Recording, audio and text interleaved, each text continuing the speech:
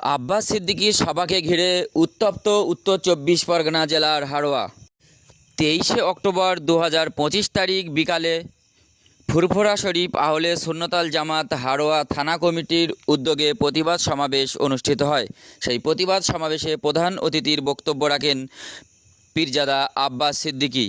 অভিযোগ, সেই সভায় আসার সময় হাড়োয়ার মাজমপুর গ্রামে তৃণমূল কংগ্রেস কর্মীরা তাদেরকে বাধা দেন এবং মারধর করেন। এই ঘটনার প্রতিবাদে আহলে সুন্নতাল জামাত কর্মীরা হাড়োয়া রোড অবরোধ করেন।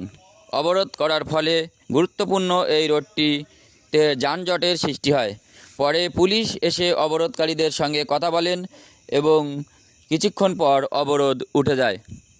এ বিষয়ে তীব্র হুঙ্কার ছেড়ে আব্বাস সিদ্দিকী বলেন, আমি এই রাস্তা দিয়েই যাব, ক্ষমতা থাকলে আমাকে আটকা।